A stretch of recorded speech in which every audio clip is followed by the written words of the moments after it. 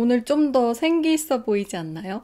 단차거든요. 저출산 얘기를 해볼 건데요. 유현준 건축학 교수님이 쓰신 어디서 살 것인가 라는 책에 출산율이 떨어지는 게 되게 자연스러운 현상이라는 설명이 있어서 이 얘기를 되게 재밌게 읽었거든요. 그래서 오늘은 이 이야기를 공유해 보려고 합니다. 들어야 되나? 쥐 이야기. 중학교 때인가 생물 시간에 배운 이야기가 있다. 과학자가 생쥐의 개체수 증가를 연구하는 이야기였다. 제한된 공간 속에 사는 생쥐에게 물과 먹이를 공급해주면 생쥐의 개체수는 폭증하게 된다.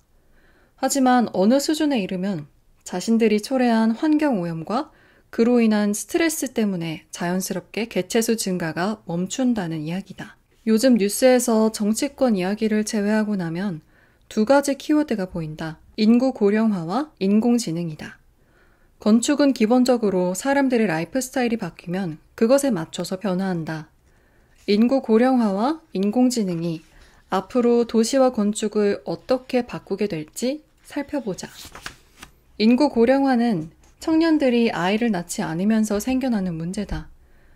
필자도 아이를 둘이나 낳아 키우는 부모지만 솔직히 우리나라의 과열된 교육 문제, 비싼 주택 가격, 미세먼지를 생각하면 이런 세상에 아이를 낳고 싶어 하지 않는 청년들이 이해가 되고도 남는다. 인구 감소 현상은 앞에서 언급한 쥐의 실험과 양상이 똑같다. 제한된 공간 내에서 인구 폭증으로 인한 환경 문제 때문에 자연스럽게 개체수 증가가 멈추게 된다는 것이다. 그러니 결혼이 늦어지고 아이를 낳지 않는 현상은 아주 자연스러운 것이다. 이 문제에는 두 가지 해결책이 있다. 하나는 지구의 크기를 키우는 것이고 다른 하나는 인구를 줄이는 것이다. 한반도나 지구를 키울 수는 없고 인구가 줄어드니 경제가 죽는다고 난리다. 둘 다 안 된다면 우리는 세 번째 방법을 찾아야 한다. 그렇다면 지금의 공간을 좀 더 효율적으로 사용하여 스트레스를 낮추는 방법은 어떨까? 그것은 건축이 할 수 있는 부분이기도 하다. 1인 가구가 사는 도시. 우리나라는 현재 1인 가구가 꾸준히 늘어나고 있다. 불과 10년 전만 하더라도 4인 가구가 가장 많은 주거 형태였는데 지금은 단연 1인 가구가 많다. 왜 이렇게 된 것일까? 두 가지 이유가 있다. 하나는 나이 드신 분들이 이혼이나 사별로 혼자 사는 경우가 많아졌고 다른 하나는 결혼하지 않는 청년이 많아서다. 내용을 들여다보면 혼자 사는 것이 문제라기보다는 이들 중 절반가량이 경제력이 약한 계층이라는 것이 문제다. 건축적으로 본다면 혼자 사는 사람들은 작은 집에 살게 된다. 그리고 현대사회는 실내 공간 중심으로 형성되어 있다. 그렇다 보니 작은 집에 사는 1인 거주자의 삶의 질은 떨어지게 마련이다. 과거 우리의 삶을 돌아보면 집은 무척 작았다. 하지만 대신 마당이나 골목길 같은 도시의 외부 공간을 사적으로 사용하거나 가까운 이웃들과 공유하며 여유롭게 살았다. 필자의 경우도 작은 주택에 살았지만 골목길에서 친구들과 뛰놀고 대문 앞에 앉아 이야기 나누고 마당의 꽃밭과 작은 연못에서 놀았기 때문에 집이 작아서 답답하다는 생각은 해본 적이 없다.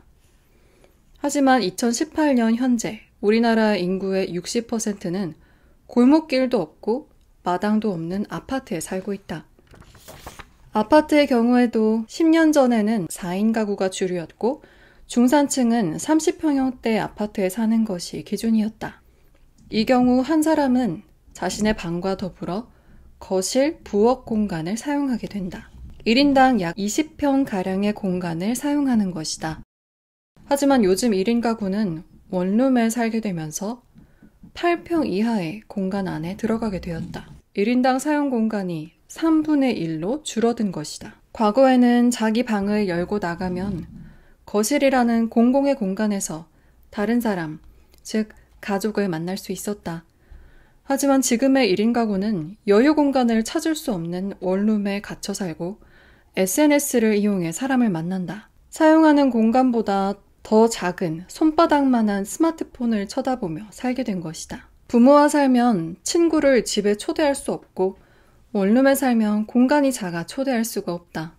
상황이 이렇다 보니 어디 편하게 앉아서 친구와 이야기를 나누려면 한 끼 식사비 정도로 비싼 커피값을 지불하고 카페에 앉아야 한다. 우리가 사는 현대사회는 공간을 즐기려면 돈을 지불해야 한다. 그게 집값이든 월세든 카페의 커피값이든 마찬가지다.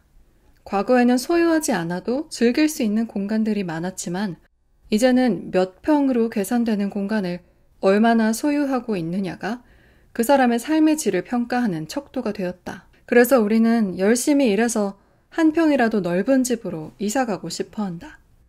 그런데 아이러니하게도 세상의 흐름은 지금 거꾸로 1인 가구의 작은 집으로 향하고 있다.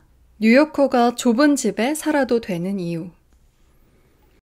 전 세계에서 가장 작은 집에 사는 사람들은 누구일까? 선진국 중에는 아마도 단위 면적당 부동산이 가장 비싼 뉴욕에 사는 사람들일 것이다. 하지만 뉴요커들의 라이프를 살펴보면 그렇게 비참하게 느껴지지 않는다. 그 이유는 공간 소비의 측면에서 뉴요커들이 아주 넓은 면적을 영유하며 살기 때문이다. 집 크기는 몇 평 되지 않지만 그들은 일단 센트럴파크나 브라이언트 파크 같은 각종 공원들이 촘촘하게 박혀있는 도시에 살고 있다. 그리고 걸어서 그 공원들을 오가며 즐긴다. 여름철에는 브라이언트 파크에서 영화를 보고 겨울철에는 스케이트를 탄다. 게다가 모마 같은 세계적인 미술관들도 매주 금요일 저녁에 가면 공짜로 즐길 수 있다.